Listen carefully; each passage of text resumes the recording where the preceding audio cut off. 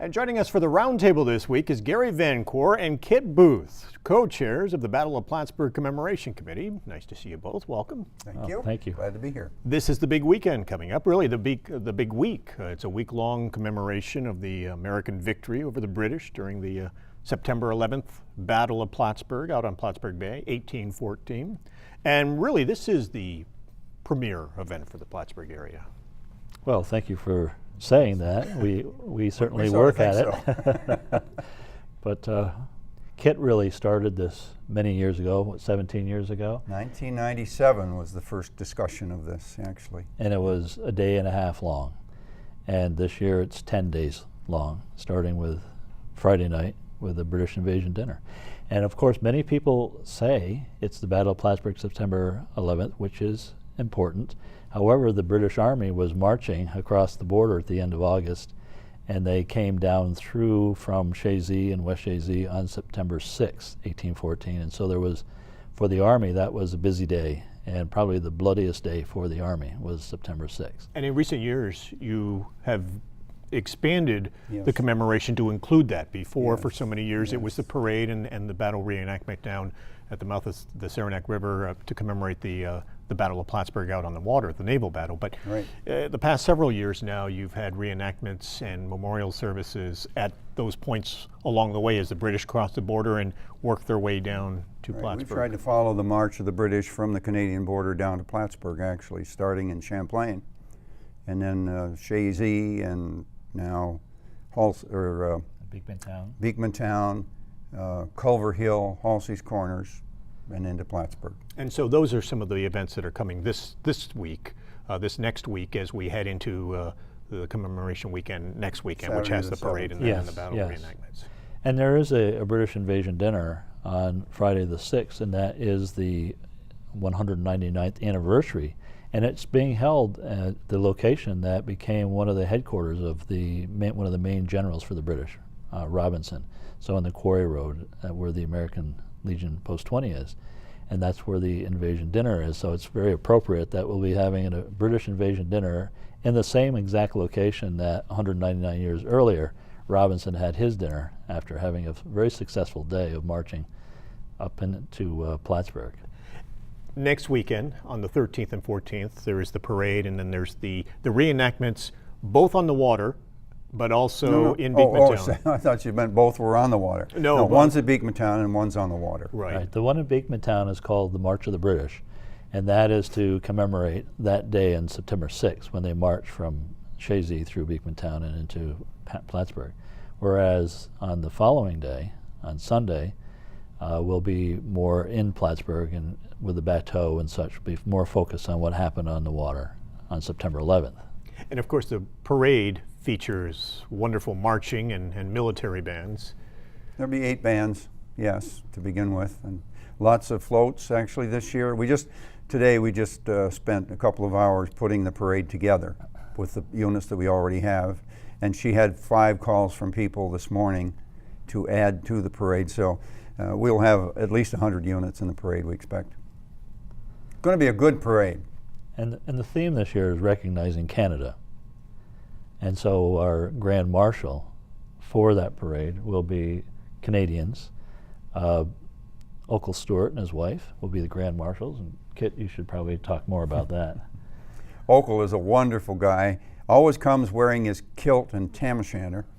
He is an honorary commander of the Highlanders Regiment in Montreal.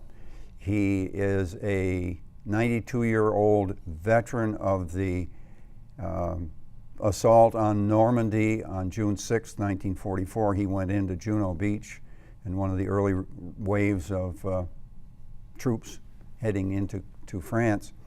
Survived the whole European war. He was just a kid then, of course, but he can tell great stories about that. He's a wonderful raconteur. We love him. He's been here. He's probably been down here 6 or 7 years in a row, and he skipped something very important in Canada this year, a reunion of some sort that I don't remember the exact what exactly it was, but he skipped that to come to Plattsburgh before he realized that we had asked him to be. We're going to ask him to be the parade grand marshal. So that just put the frosting on the cake for him. We're delighted to have him and his wife Sylvia. Along with the bands performing in the parade, you also have separate music venues, and this year incorporating the newly renovated Strand Theater. That's a first. Right. That's right. We've started the last 2 or 3 years a music series, and we almost have a music festival that goes on over the 10 days. And it starts Saturday night in Chazy. That's where the Chazy ceremony will be, and it'll be part of that recognition of the role that Chazy played. And so, excuse me, and that'll go through the week. And so Monday, Tuesday, Wednesday, and Thursday night there will be concerts. The Thursday night concert will be utilizing the Strand. And it'll be the first time, I believe, that the Strand will be used for a purpose like this. And it's going to be a tribute band to the Beatles, which I guess is sort of appropriate. Sure. And then on City Hall steps on Friday night, if the weather gods cooperate, we'll be having the Spirit of Johnny Cash. And the tavern also starts on Friday night, and there's entertainment that goes on all the time. It's open, so it starts on Friday night and runs through Saturday night. And then Saturday night we have Her Majesty's Royal Marine Band. I guess it's called the Coburg It's actually Concert called Band? the Coburg Concert Band when it's sitting on a stage. But it's the band of Her Majesty's Royal Marines is their marching moniker. And they're a regular. They're fantastic. They are. This and is probably their 11th year. well, and we've fostered quite a relationship with them. Really, Kit and the Yeah. director, Paul Storms, are really become good friends. And that's true of a lot of the bands. The Sailing Masters of 1812 that come from Essex, Connecticut every year. You know, this is one of the kind of the sidelines of doing this, is we really had an opportunity to meet and develop friendships with people not just in the area but internationally. Right.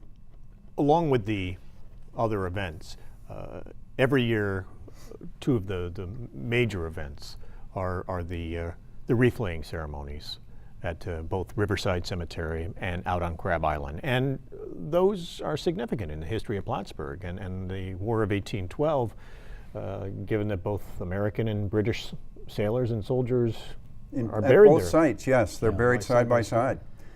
On Crab Island, they're not sure where the grave site is because they've really never found it since they were interred.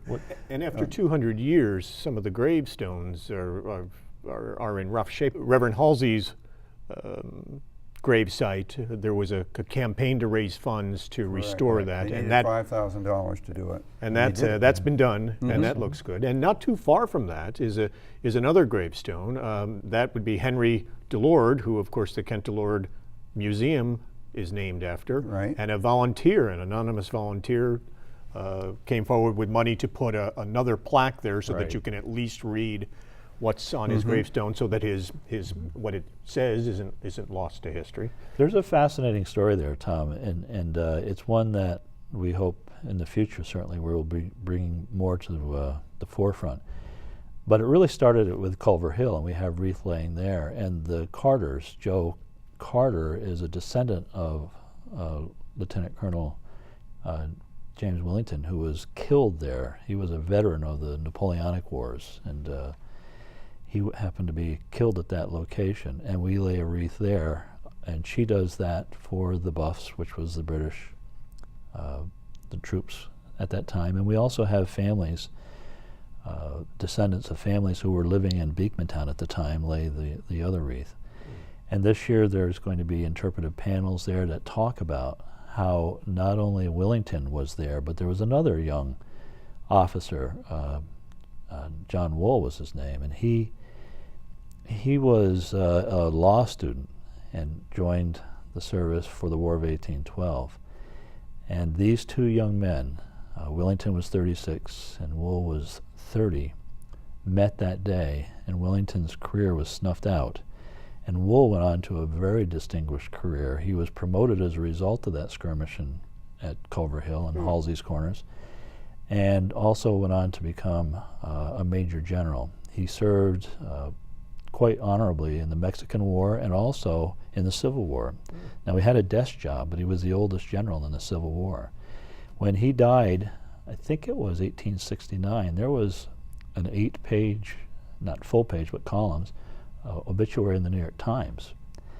And what's kind of an interesting story is, from that point forth, there was a great deal of reverence shown from the battle, the day of the battle, where these folks were laid side by side at Crab Island, and later on the officers were interred in Riverside. But in 1843, then Brigadier General John Wool came back to Riverside, and that was before the railroad, so that was quite a trip in 1843, and took part in the dedication of a monument to Willington, the person that was, the officer that was killed while, and that sort of respect is the thing that we continue to this day.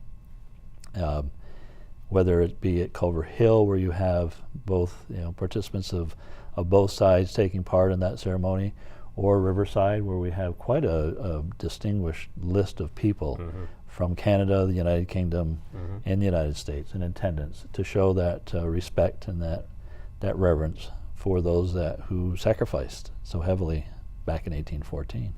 Interesting, in the Riverside Cemetery dedication or commemoration ceremony, there first of all, we have about 8 or 9 members of the McDonough family who come back, and they've been coming for quite a few years. This year we also have the Reverend Canon Robert Caroon, I think is the last name. He contacted us, and he is a descendant of one of the other people buried next to Captain Downey's grave, Lieutenant Peter Gamble. He's going to come and decorate his ancestor's grave. We also have just gotten an email and started a conversation with a gentleman who is descended from General McComb. And he will be coming from South Carolina, I think, next year with some of his family. So it's interesting how this keeps blossoming and getting more, we're finding more and more people out there tucked away that nobody ever knew about before, who all of a sudden thought, oh my gosh, this is the time. So we're going to have an interesting time next year. So every year almost, new descendants are coming back. They seem to, surface. The word is getting out. Yeah. But it's really interesting too, because the Carters have been coming back for about 10 years, and the McDonoughs almost as long. And here you have 2 descendants of families that were mortal enemies, are good friends, and they communicate all year long. When they get together, they go out to dinner and that sort of thing. And that wouldn't happen had we not started doing this. And if nothing else, I mean, that's kind of a neat spin-off. That's nice. Obviously, we're getting closer and closer to the 200th anniversary.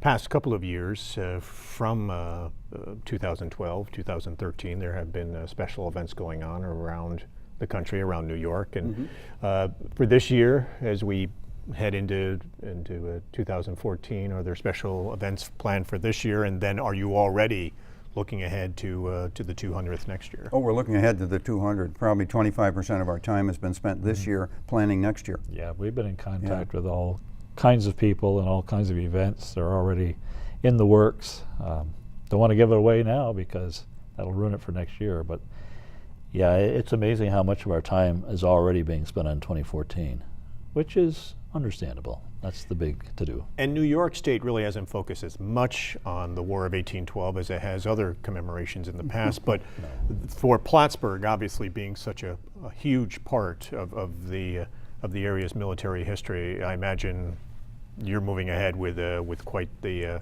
elaborate major celebration. We would hope to see the governor here at least, if not somebody even higher up on the Washington level.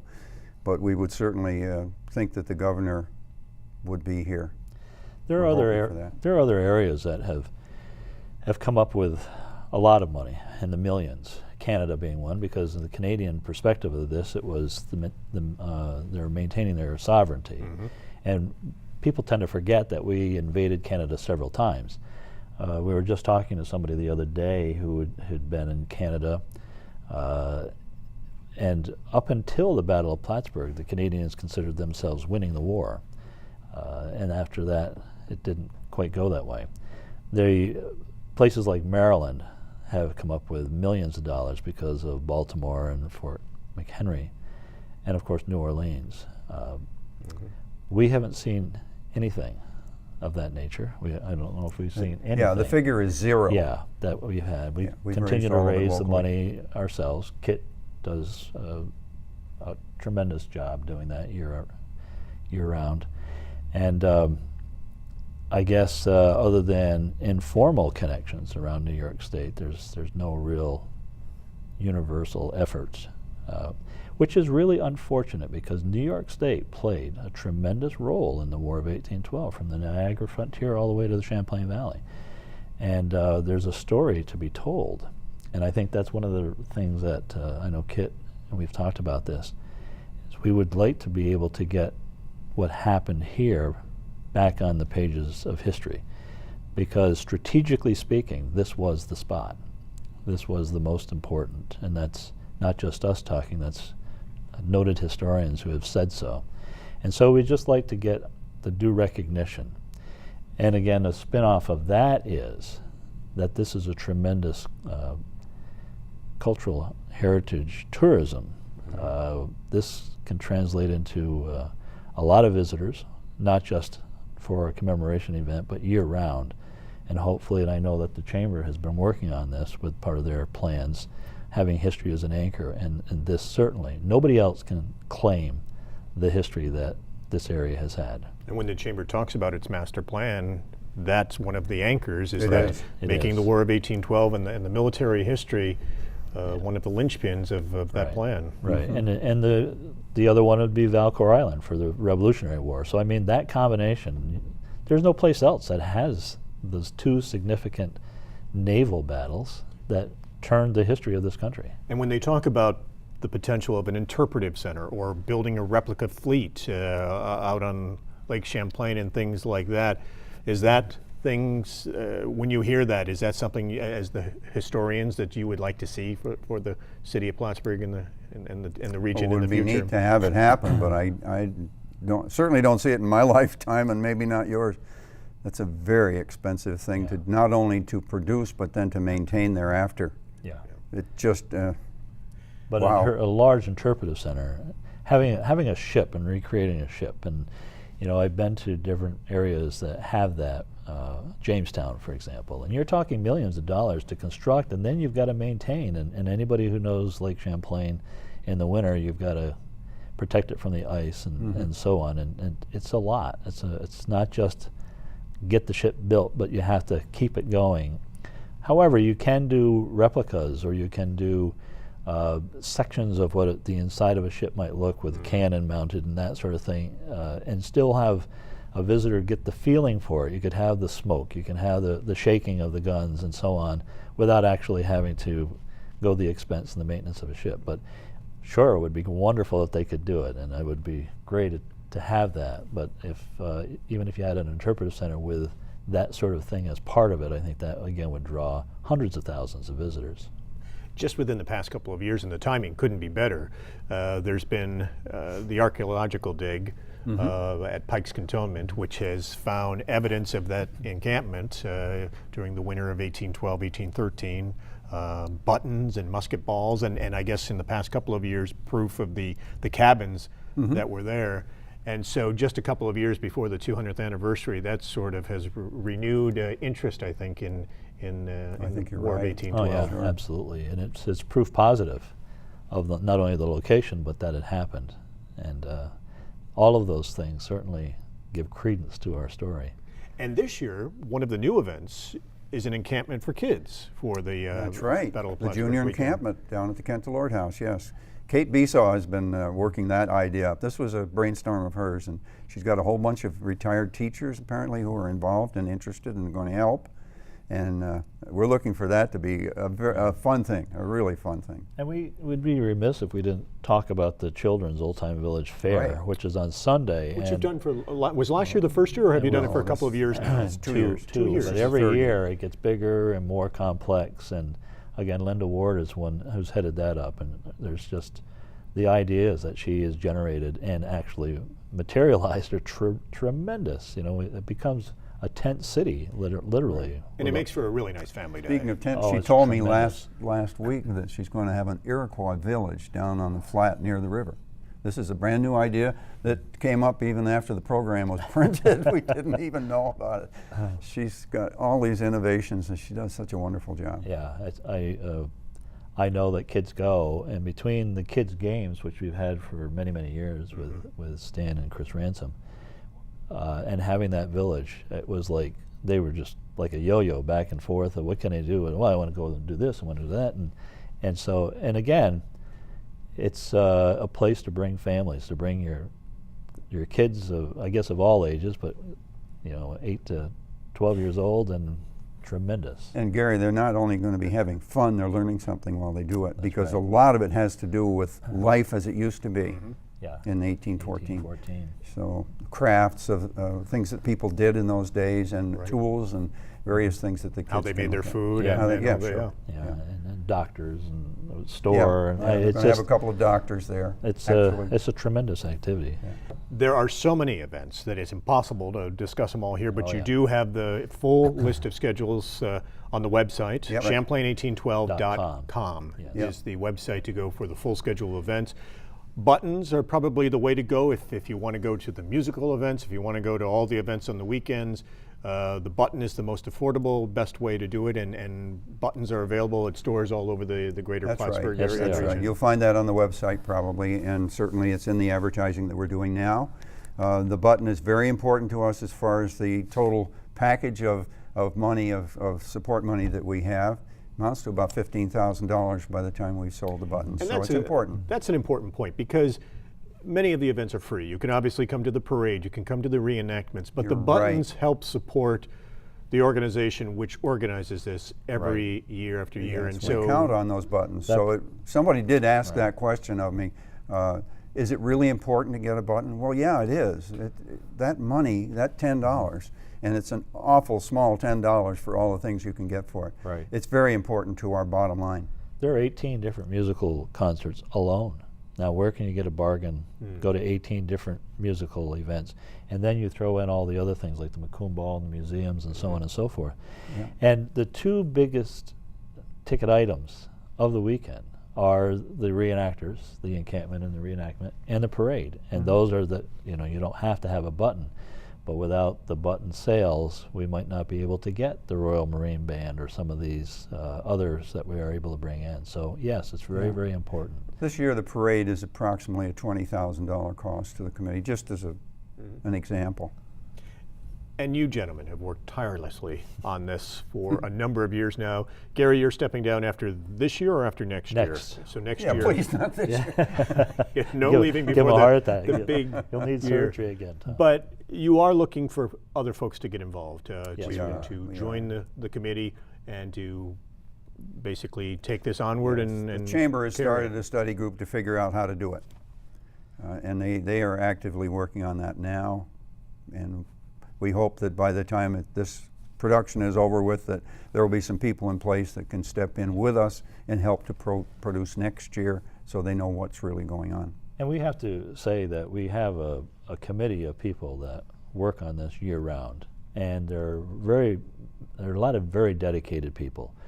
The people who work with the reenactors, that's their specialty. They know they're part of that network. They do what they need to do, and it's not in the public eye so much.